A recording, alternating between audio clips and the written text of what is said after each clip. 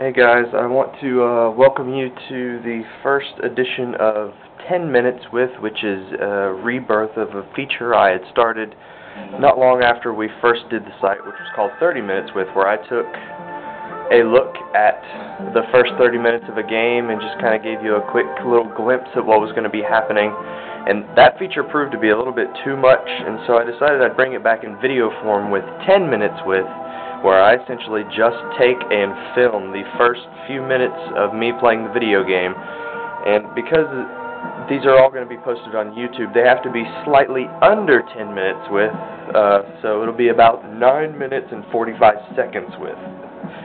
But that doesn't sound like as good a name, and so we'll stick with 10 minutes with. And first up is going to be Chronos Twins DX, which was recently released on WiiWare.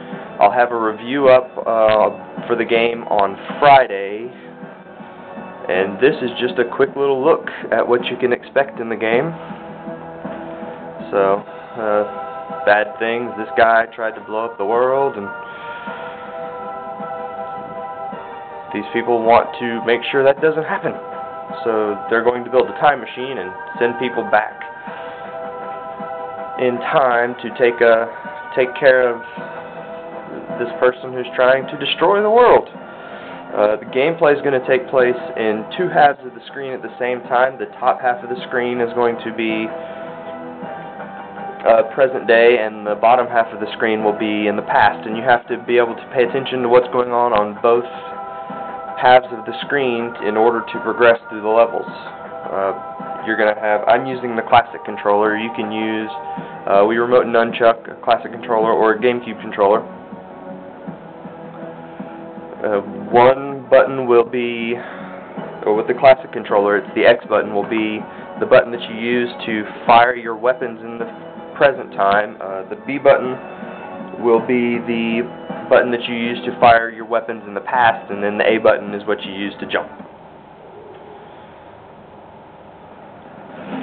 So here's a quick little, this is Mission 0, it's just a little quick introduction into the game.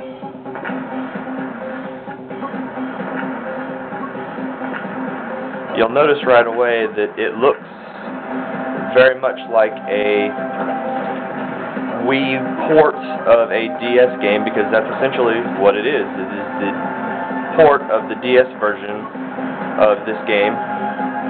All the graphics are still very much what they would look like on the DS, and here's your first little mini-boss encounter. You're not going to be able to beat this guy, so you just have to kind of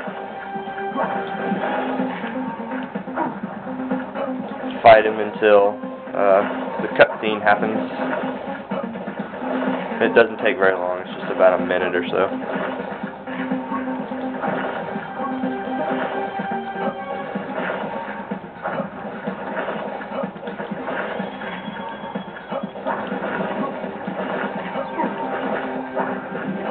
You'll notice that you don't have a life bar of any sort. And you're just going to essentially go until you... there are a lot of things in the game that will be instant kill, like that. I just got hit by some of those lasers. And now I've been hurt, and they're going to take me back to the spaceship.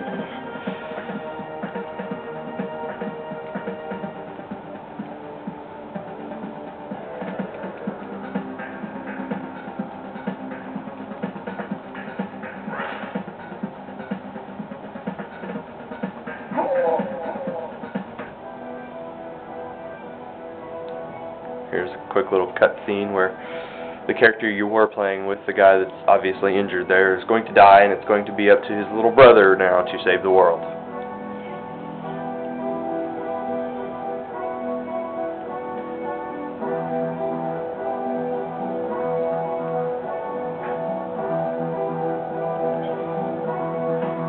They're now making it so that I can take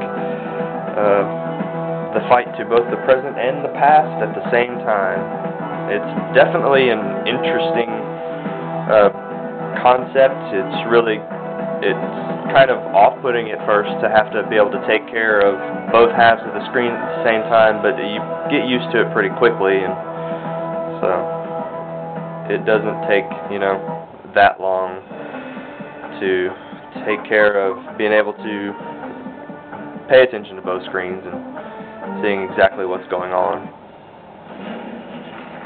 You'll notice one thing that you will notice when you're playing the game is that no matter what controller you're using, I still have sounds coming out of the Wii remote. Most of those sounds are just little notices, like your comm link, I guess is what you call it, is beeping. So you're about to get a message. And the top half of the screen there, if you don't know, is the present time, and the bottom half is what is going on in the past. Right now, they kind of link up, but you'll very quickly see that it's not going to stay that way for long.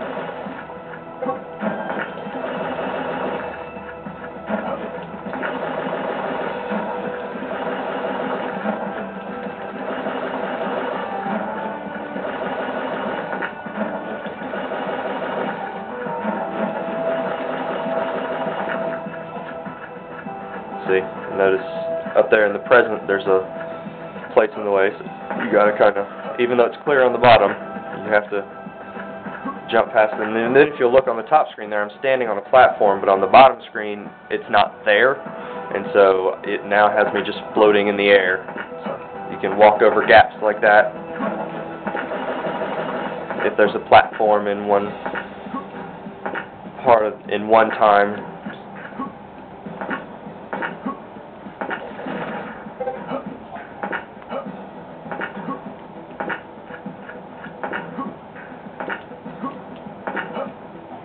And you're going to have to coordinate your movement between, and right there I hit something and you'll take damage, but you don't really know how much damage you're taking because you don't have a life bar.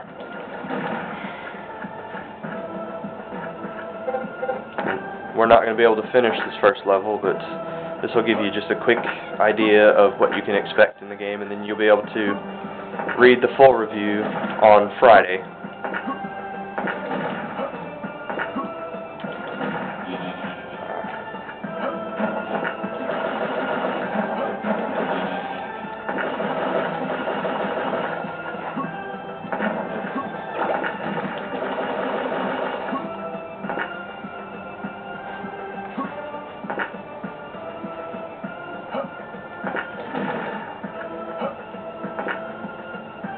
See, and there you get a good shot of being on a platform in one spot, but floating in midair on another.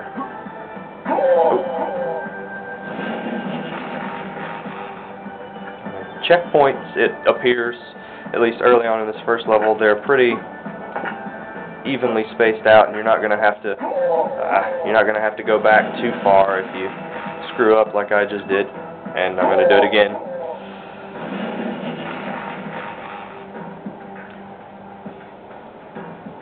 Played through this first level 3 or 4 times now. You'd think I'd be a little better than this.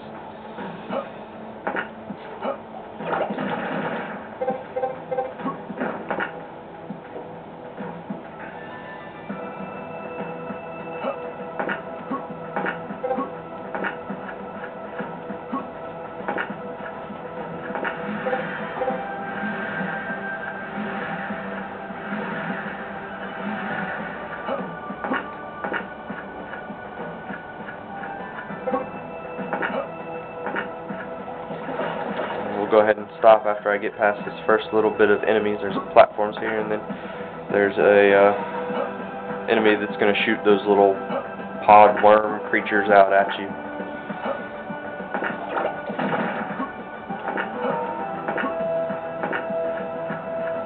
See, here you go. You get a little idea of what some of the enemies in the game are going to be like.